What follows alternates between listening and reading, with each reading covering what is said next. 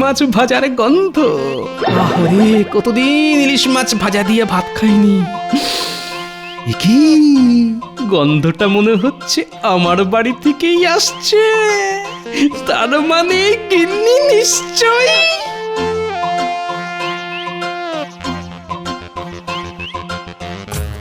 গিন্নি, গিন্নি, আমি এসে গেছি। সে তো দেখতেই পাচ্ছি, অমন চেঁচিয়ে চেঁচিয়ে জানান দেওয়ার কি আছে শুনি? হ্যাঁ, কথা করিও না গিন্নি, আমি জানি জানি আজ তুমি আমার জন্য ইলিশ মাছ ভাজা নিয়ে অপেক্ষা করছো। কত শখ। পুঁটি মাছ কেনার পয়সা নেই, সে খাবে ইলিশ মাছ। আসলে কি বললে? আমার পুঁটি মাছ কেনার পয়সা নেই? ঠিকই তো বলেছি। আগে তুমি প্রতিদিন মহারাজের কাছ থেকে পুরস্কার পেয়ে থলি থলি মোহর ঘরে আনতে। এখন মোহর কেন, ফুটো পয়সাও তো ঘরে আনার নাম নেই। হ্যাঁ, তোমার বুদ্ধিতে জং ধরেছে এই বলে দিলুম। কিন্তু আমি যে আজ বাড়ি ফেরার পথে ইলিশ মাছ ভাজার গন্ধ পেলাম। সে তো পাবেই। ছেঁড়া কাঁথায় শুয়ে লাখ টাকার স্বপ্ন দেখতে কার না ভালো লাগে বলো? তোমার পকেটের সাথে তোমার নাকেও ফুটো হয়েছে। কে বলেছে আমার পকেট ফুটো? এই দেখো দেখো, আমার পকেটে এখনো অনেক মোহর। ফাঁকা, তোমার পকেট যে পুরো ফাঁকা। বলি ঘরের চালের দিকে একটিবার তাকিয়ে দেখো, তোমার পকেটের মতন আমাদের ঘরের চালেও যে বড় বড় ফুটো হয়েছে। আসছে বর্ষায় কি আমরা ঘর ছেড়ে গাছতলায় গিয়ে বসবো?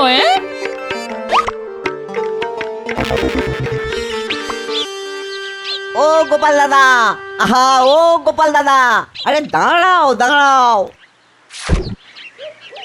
বলি সকাল সকাল কোথায় যাওয়া হচ্ছে? গোপাল ভাঁড়ের তো যাওয়ার একটাই ঠিকানা ভাই, রাজসভায় যাচ্ছি। একই গোপাল দাদা, তোমার ঘরের চালে যে মস্ত বড় একটা ফুটো গো। আরে বাবা, তুমি তো ওই মহারাজ কৃষ্ণচন্দ্রের রাজসভার সদস্য, মাস গেলে মোটা টাকা মাইনেও পাও। তা এত টাকা না জমিয়ে এবার তো ওই ঘরটা সারানোর ব্যবস্থা করতে পারো। সকাল সকাল পিছনে ডেকে আবার বিনামূল্যের জ্ঞান দেওয়া হচ্ছে। দাঁড়া দেখাচ্ছি মজা। আমি জানি ভাই, আমার ঘরের চালে একটা মস্ত বড় ফুটো আছে, আর বলতে সংকোচ নেই, ওই ফুটোটা আমি ইচ্ছে করেই করেছি। বলো কি গোপাল? হ্যাঁ, তুমি ইচ্ছে করে তোমার ঘরের চালে ফুটো করেছো? তোমার কি মাথার ব্যামো হলো? আর বলো না ভাই, তুমি তো জানো আমি কতটা ব্যস্ত মানুষ। আমি এতটাই ব্যস্ত যে স্নানের পর ভেজা জামা কাপড় শুকোনোর জন্য আমার হাতে সময় থাকে না। তাই আমি আমার ঘরের চালে ওই ফুটোটা করেছি। সকালবেলা স্নান সেরে ঘরে এসে দাঁড়াই, আর ওই ফুটো দিয়ে আসা সূর্যের আলো আমার উপর পড়ে। 2 মিনিটের মধ্যেই আমার পরনে থাকা ভিজে জামা কাপড় খটখটে শুকনো হয়ে যায়। আমি আবার ওই জামা কাপড় পরেই বেরিয়ে পড়ি।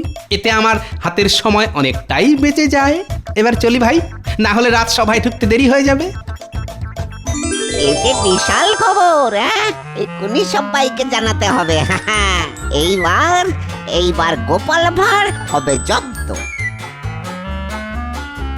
জবর খবর, জবর খবর, আজ সকালের জবর খবর। কি হয়েছে গো ভোলা ময়রা, এমন জোরে জোরে চিৎকার করছো কেন? আর বললো না, গোপাল পাগল হয়ে গেছে। সে তার নিজের ঘরের চালে ফুটো করেছে। বলো কি, এই যে বিশাল খবর, তা তোমাকে এই সংবাদ কে দিল? গোপাল আমাকে নিজ মুখে বলেছে। হ্যাঁ, জবর খবর, জবর খবর, আজ সকালের জবর খবর। ওই দেখ কি বললো, শুনলি? তাই তো ভাবছি। হতেই পারে না, গোপাল দাদু পাগল হয়ে গেছে, অসম্ভব। এবার কি হবে গুলটি? তোরা ভয় পাস না, আরে আমি তো আছি নাকি? তুই কি করবি? আমি গিয়ে গোপাল দাদুকে জিজ্ঞাসা করব। একমাত্র গোপাল দাদুই আমাদের সঠিক উত্তর দিতে পারবে। চল চল।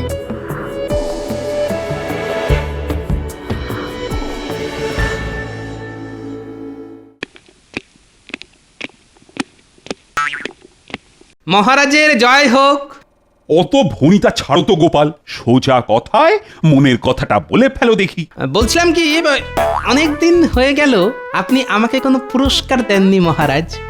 আজ যদি কিছু মোহর পুরস্কার দিতেন তাহলে ওই বাজার থেকে একটা ইলিশ কিনে নিয়ে ঘরে যেতাম মহারাজ।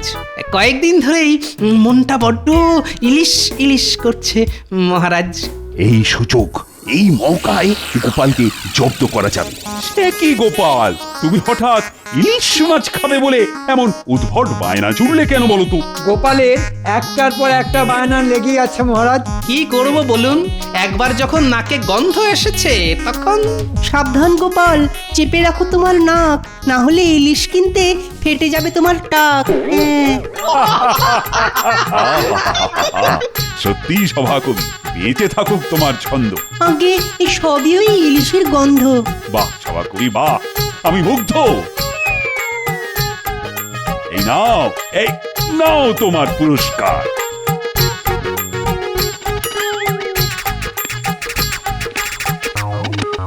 কি সেনাপতি, কি খবর তোমার? আর বলবেন না মহারাজ, আজ সকালে ওই ঘুম থেকে উঠতে দেরি হয়ে গিয়েছিল, তাই ছুটে ছুটে ওই 15 মিনিটের পথ 6 মিনিটে চলে এসেছি মহারাজ। বলো কি, 15 মিনিটের পথ 6 মিনিটে?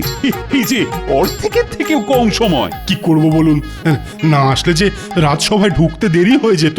ঠিক ঠিক সেনাপতি, তোমার দৌড়ানোর ক্ষমতা দেখে আমি মুগ্ধ। এই নাও তোমার পুরস্কার।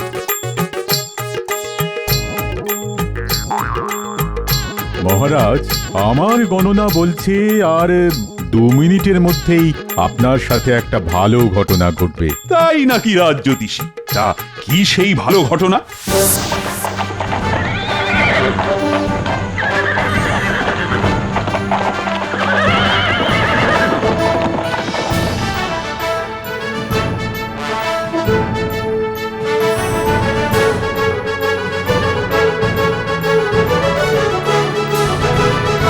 মহারাজের জয় হোক।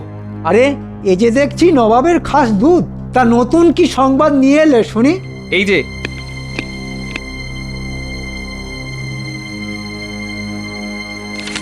কি হলো মন্ত্রী, নবাব কি লিখেছেন শুনি? মানে যদি কোনো... না না মহারাজ, খুশি সংবাদ। নবাব আপনার শস্য ঋণ মুকুব করে দিয়েছেন, সেই কথাই তো এখানে লেখা আছে। বলো কি মন্ত্রী? হ্যাঁ, এই যে খুশির খবর। ঠিক বলেছেন মহারাজ, এই সংবাদ শুনে আমিও খুশি হয়েছি। এতটা খুশি আমি আমার মাইনের পাওনার দিনও হই না। আজ আমার মনটা সত্যি অনেকটা হালকা হয়ে গেল।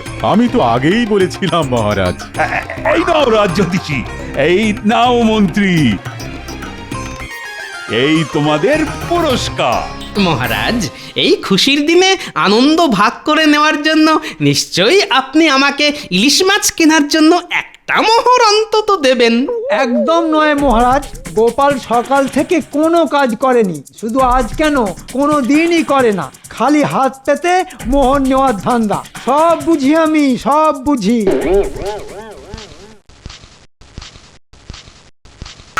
মহারাজের জয় হোক। বলো বলো, কি বলবে বলে এসেছো? আর বলবেন না মহারাজ, গোপাল ভাঁড় হলো আমাদের সব থেকে প্রিয়। তাতে হলোটা কি? আগে ওই গোপাল ভাঁড় পাগল হয়ে গেলে আমাদের আর কি পড়ে থাকে। সে কি, গোপাল পাগল হয়ে গেছে? অদ্ভুত লোক তো তুমি ভোলা ময়রা, সকাল থেকে খালি উল্টো পাল্টা বকেই চলেছ। গোপাল, তুমি এত রেগে যাচ্ছ কেন? কি ব্যাপার, তুমি আমাকে বুঝিয়ে বলো তো। আজ সকালে আমার ওই গোপালের সঙ্গে দেখা হয়েছিল। গোপালের ওই ঘরের চাল ফুটো দেখে আমি গোপালকে পরামর্শ দিলাম যে ওই ঘরের চালটা সারিয়ে নেবার জন্য। তা গোপাল বলল সে নাকি তার ঘরের চালে ইচ্ছে করে ফুটো করেছে। সে কি, কেন করেছে, কিছু বলেছে তোমাকে? হ্যাঁ বলেছে। কি বলেছে সেটাও বলো শুনি। গোপাল বলল ওই ফুটো দিয়ে সূর্যের আলো গোপালের ঘরে ঢোকে, আর গোপাল স্নান সেরে এসে দাঁড়ায়। সূর্যের আলো তার গায়ে পড়ে 2 মিনিটের মধ্যেই তার পরনে থাকা ভেজা জামা কাপড়গুলো শুকিয়ে যায়। সে কি, এ তো পরিষ্কার মাথার ব্যামোর লক্ষণ। ব্যাস হয়ে গেল, এবার সবাই আমাকে পাগল প্রমাণ করে তবেই ছাড়বে। দেখেছেন মহারাজ, আমার আগের থেকেই গোপালের ওপর সন্দেহ ছিল, আজ হাতে হাতে প্রমাণ পেলেন তো। সত্যি গোপাল, এটা কিন্তু পাগলের লক্ষণ। শেষে কিনা নিজের ঘরের চালে ফুটো। ছি ছি ছি ছি ছি। যেটা সন্দেহ করেছিলাম শেষে কিনা সেটাই হলো। তবে আমার নামও গোপাল ভাঁড়, আমিও ছেড়ে দেব না। রাজবৈদ্য, আর দেরি নয়, তুমি আজ থেকেই গোপালের মাথার ব্যামো চিকিৎসা শুরু করো, বুঝলে? ওই গোপালের মতি গতি কিন্তু আমার মোটেই ভালো ঠেকছে না। মহারাজ একদম ঠিক বলেছেন। আমার তো মনে হয় ইলিশ মাছ খেতে চাওয়াটাও পাগলামির একটা লক্ষণ। না মহারাজ, আমি পাগল নই।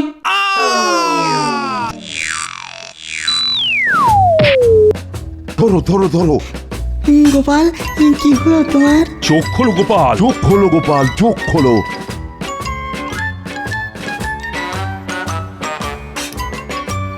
সর্বনাশ! এক্ষুনি গোপালের কিছু হয়ে গেলে তো মহারাজ আমার গর্দানটাই নিয়ে নেবেন। এই তালে কেটে পড়ি। হ্যাঁ, এই তালে কেটে পড়ি। দাঁড়ো বেটা, তোমরা ঘুঘু দেখেছ কিন্তু গোপালের বুদ্ধি দেখনি। এবার দেখাবো আমার জং ধরা বুদ্ধি কেমন শান দেওয়া তলোয়ারের মতন চকচক করবে। চোখ খোলো গোপাল, আরে চোখ খোলো। এই যমরাজ, এক্ষুনি বেটাকে তুলে নাও, এ সুযোগ যেন বৃথা না যায়। চোখ খোলো গোপাল, চোখ খোলো। আরে এই রাজপুত্র, কিছু একটা করো। আমি আমি ঠিক আছি। চোখ খুলেছে গোপাল, চোখ খুলেছে। ধুর, এ বেটা কিছুতেই মরার নয়, কই মাছের জান। হ্যাঁ, এই মন্ত্রী, গোপালকে এক্ষুনি পালকি করে বাড়ি পৌঁছে দিয়েছো। না না মহারাজ, আমার কিছুই হয়নি। আমি একাই বাড়ি যেতে পারবো। একটু একটু মাথা ঘুরে গিয়েছিল আর কি। ঠিক আছে ঠিক আছে, তাই যাও। রাজবৈদ্য, তুমি ওর বাড়িতে ওকে ওষুধ দিয়ে আসবে। ঠিক আছে মহারাজ। যাও যাও গোপাল, এখন বাড়ি যাও, বাড়ি যাও। মোহর কেন, আমার পকেটে যে ফুটো করিও নেই ভাই। তবে তুমি চিন্তা করো না, আমার বুদ্ধি মতন সব চললে কয়েকদিনের মধ্যেই আমার পকেট আবার মোহরে ফুলে ফেপে উঠবে। তখন সবার প্রথমে আমি তোমার দোকানেই আসবো।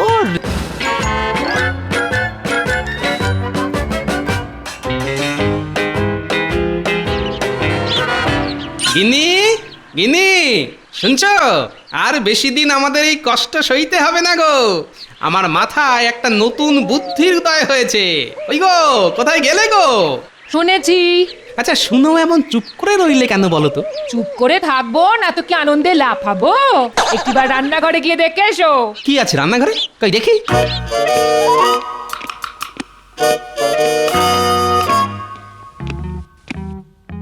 দেখো দেখো, পিঁপড়েগুলো বুঝে গেছে এখানে কোনো খাবারের আশা নেই, তাই তারা গুটি গুটি পায়ে এই ঘর ছেড়ে বেরিয়ে যাচ্ছে। আচ্ছা আচ্ছা, এই এক্ষুনি বাজার করে নিয়ে আসছি।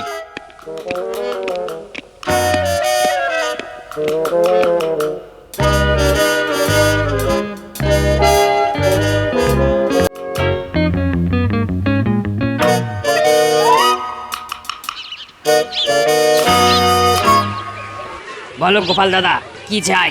চাই চাই 1 সের চাল আর 8 সের ডাল। এই নাও গোপাল দাদা।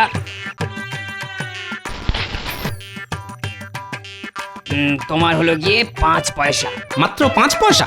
কিন্তু আমার কাছে যে একটা মোহর আছে। এবার তুমি বলো ভাই, ওই মোহর ভাঙিয়ে তোমাকে আমি 5 পয়সা দেবো কি করে? আচ্ছা গোপাল দাদা, তুমি আমাকে পরে দিয়ে যেও।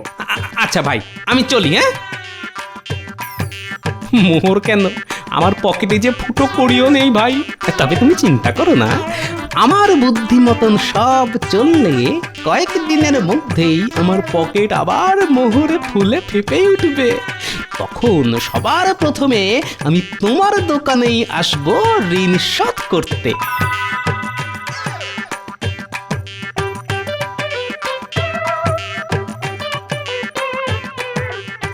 ওই দেখ গোপাল দাদু, ও গোপাল দাদু, দাদু। কিরে, কি হয়েছে? ডাকছিস কেন? সবাই তোমাকে পাগল বলে ডাকছে গোপাল দাদু। হ্যাঁ দাদু, আমরা নিজের কানে শুনেছি। তাই নাকি? বাহ, খবরটা বেশ তাড়াতাড়ি ছড়াচ্ছে দেখছি। তুমি কি সত্যি সত্যি পাগল হয়ে গেছো গোপাল দাদু? তোরা চুপ কর তো। গোপাল দাদু পাগল হয়ে গেলে এতক্ষণে আমাদের কামড়ে দিত। ঠিক বলেছিস গুলটে। এবার তোদের আমার হয়ে একটা কাজ করে দিতে হবে। কিরে, আমি ঠিক যে যে কাজগুলো তোদের দেব ঠিক সেই মতন কাজগুলো করতে পারবি তো তোরা? হ্যাঁ দাদু, পারবো। তুমি একদম চিন্তা করো না দাদু, শুধু কি কি করতে হবে সেটা বলো। বেশ, তাহলে মন দিয়ে শোন।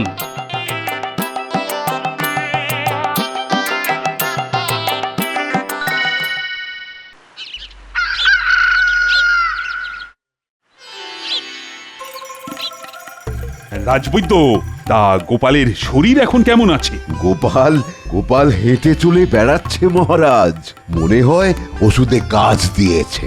বেশ বেশ।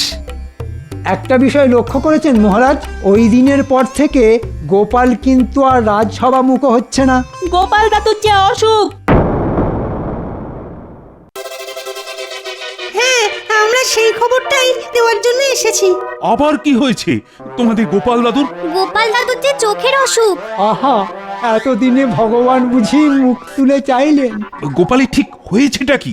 গোপাল দাদু সোনা আর রূপোর তফাৎ বুঝতে পারছে না রাজা মশাই, তাই সোনাকে রূপো ভেবে ভুল করছে।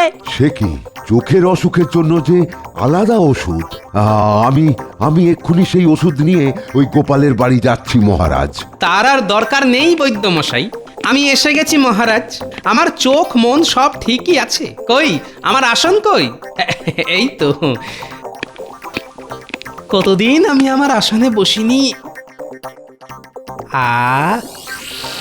না না না না, ব্যাপারটা একটু খতিয়ে দেখতে হচ্ছে। গোপাল, তুমি দেখতে পাচ্ছ তো আমার হাতে একটা সোনার মুদ্রা আর রূপোর মুদ্রা আছে? বিলক্ষণ পাচ্ছি মহারাজ। আমি এই দুটোর মধ্যে যে কোনো একটা মুদ্রা তোমাকে দেব। বলো গোপাল, তোমার কোনটা চাই? আমার এই মুদ্রাটাই চাই মহারাজ।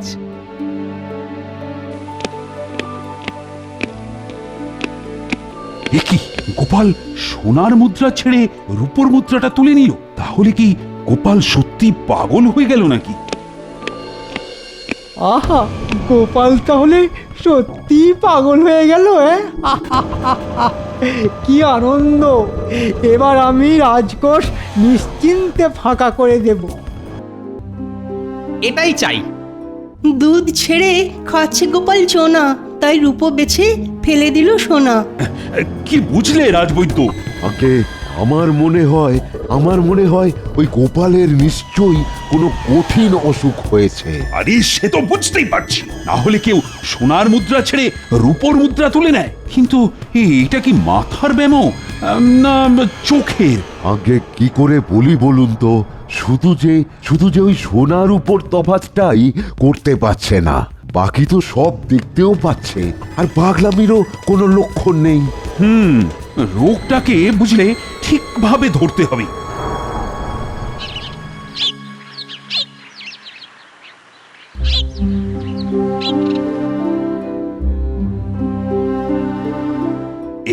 এবার বলো তো গোপাল, মানে কোনটা তোমার চাই? এতে আবার ভেবে দেখার কি আছে মহারাজ? আমার এটাই চাই। দুধ ছেড়ে খাচ্ছে গোপাল চোনা, তাই রূপো বেছে ফেলে দিল সোনা। কি বাজে কথা বলছেন? এটাই সোনা? আপনি কি সোনাও চেনেন না সভাকবি?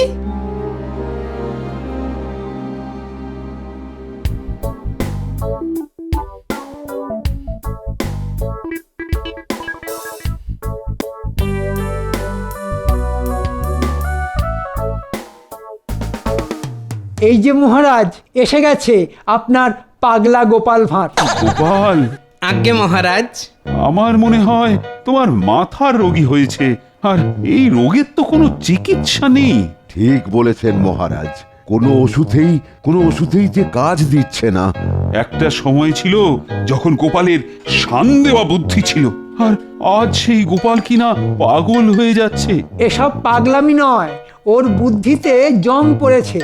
তাই এই জং ধরা মূর্ছে পড়া ভাঁড়টাকে আর রাজসভায় রেখে কি করবেন মহারাজ? গোপালকে এই মুহূর্তে রাজসভা থেকে বহিষ্কার করে দিন। কে বলেছে মহারাজ আমার বুদ্ধিতে জং ধরেছে? আমার বুদ্ধি যে আগের মতোই আছে মহারাজ। প্রলাপ প্রলাপ, সব পাগলের প্রলাপ। তোমার বুদ্ধি যদি আগের মতন থাকতো, তাহলে কি তুমি সোনা ছেড়ে রূপো বেছে নিতে গোপাল? হ্যাঁ মহারাজ, অবশ্যই বেছে নিতাম। মানে কি বলতে চাও তুমি? এই যে মহারাজ। এটা কি গোপাল?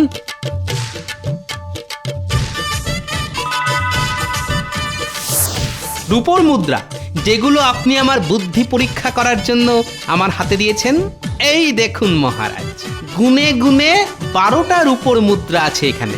আমি যদি প্রথম দিনই সোনার মুদ্রা তুলে নিতাম, তাহলে কি আপনি পরের 11 দিন আমার বুদ্ধি পরীক্ষা করার জন্য আমাকে ডেকে পাঠাতেন? তখন আমাকে ওই একটি সোনার মুদ্রা নিয়েই সন্তুষ্ট থাকতে হতো। নয়, হ্যাঁ মহারাজ, হিসেব করে দেখলাম একটা সোনার মুদ্রা থেকে 12টা রূপার মুদ্রা যে অনেক দামি। এবার বুঝলেন তো মহারাজ, গোপালের বুদ্ধি ঠিক আগের মতোই আছে। তার মানে এসব তোমার চাল ছিল বেটা বিটলে? সে আপনি যে নামেই ডাকুন, সোজা পথে যখন ইলিশ খেতে পেলাম না, তখন এটাই সই। ধন্য গোপাল, ধন্য তুমি। তুমি আবার আমাকে ভুল প্রমাণিত করলে। এই নাও গোপাল, তোমার পুরস্কার। মহারাজের জয় হোক।